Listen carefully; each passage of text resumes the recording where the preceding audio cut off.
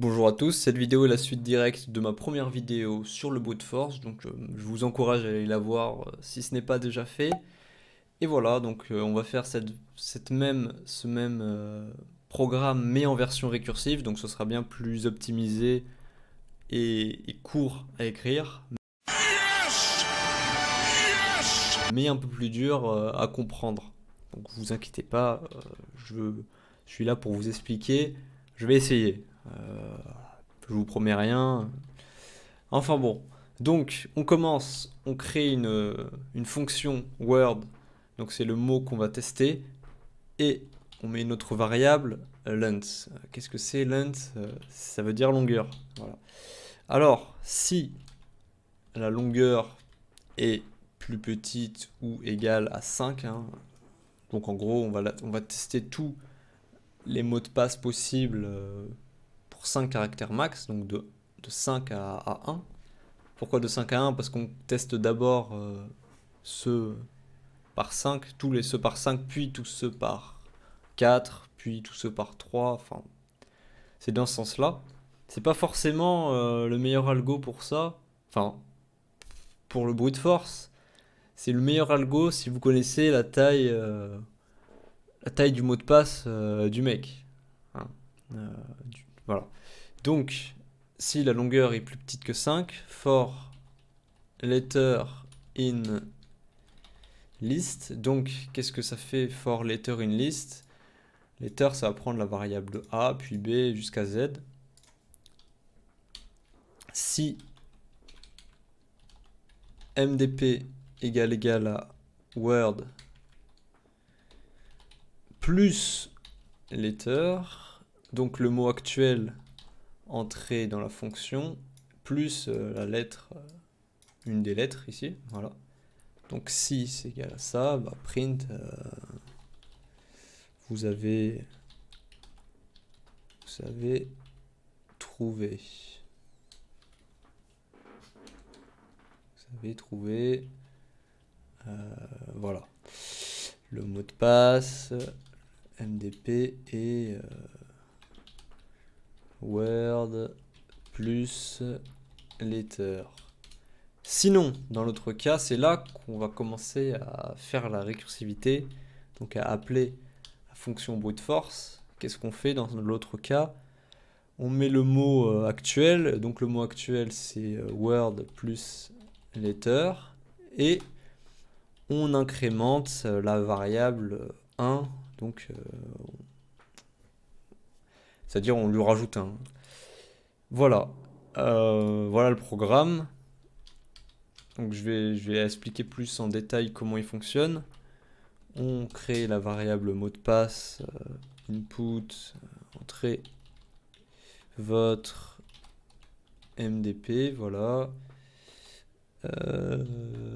Ensuite, on appelle une fois la fonction brute force, donc caractère vide. Pourquoi caractère vide? Parce qu'au début, on va tester, on commence avec le mot vide pour tester.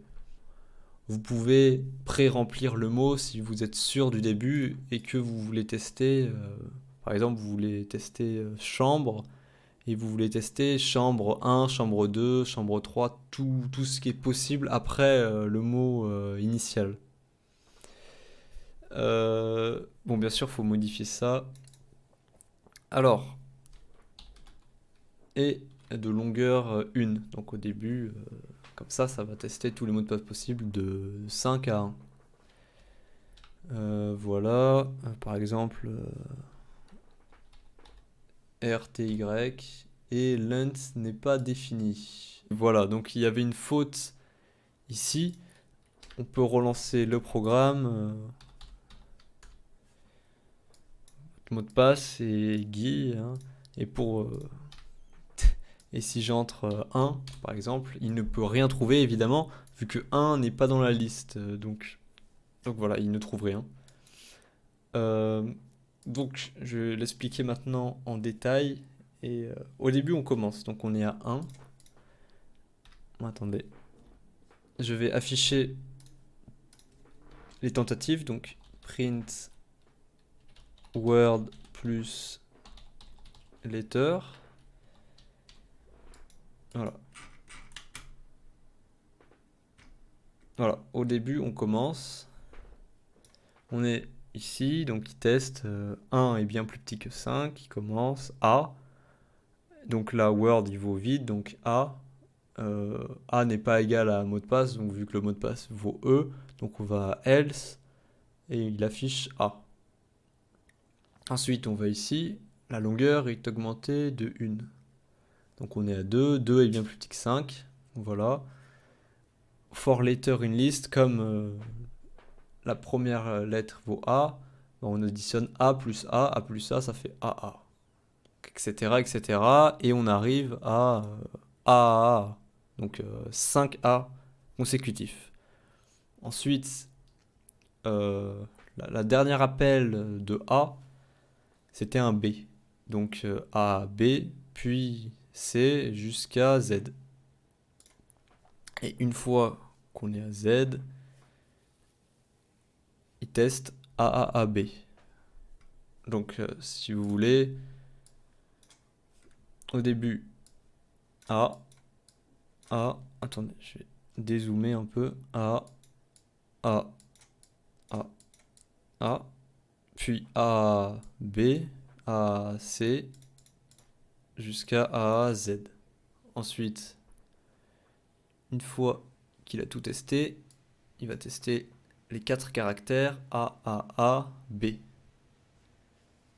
Et une fois qu'il a testé A, B, il va tester A, B, A, B, B, tout ça. Donc vous pouvez vérifier. Voilà, A, B, puis A, B, B, B.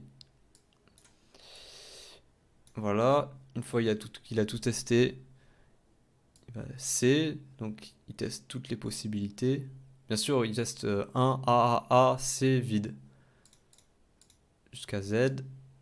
Donc une fois qu'il a testé jusqu'à Z, B.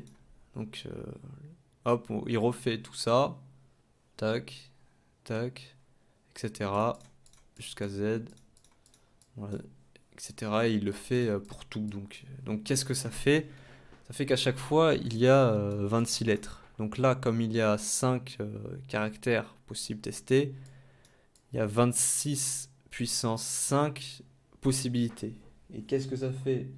26 puissance 5 possibilités, ça fait à peu près 12 millions de mots de passe possibles qui testent.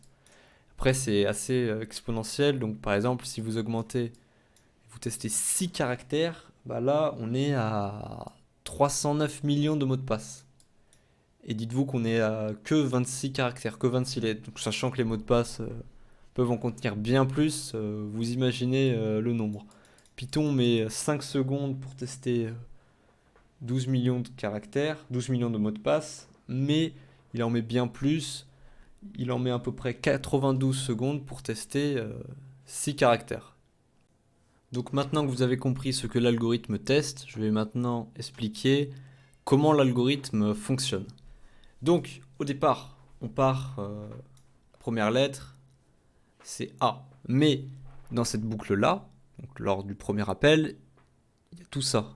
Donc, le premier appel contient A, B, C, jusqu'à Z.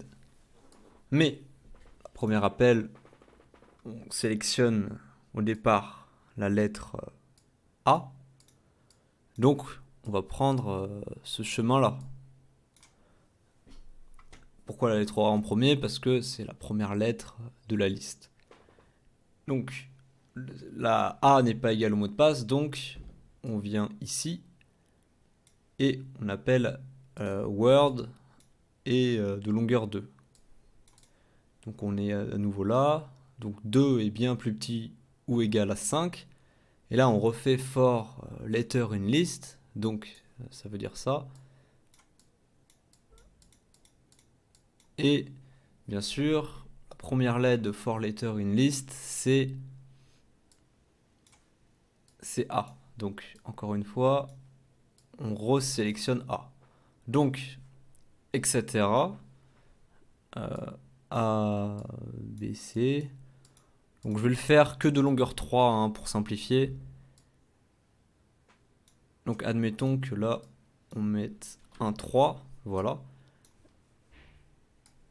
Donc, une fois qu'on est ici, l'algorithme va essayer de faire, enfin, il va faire lens plus 1.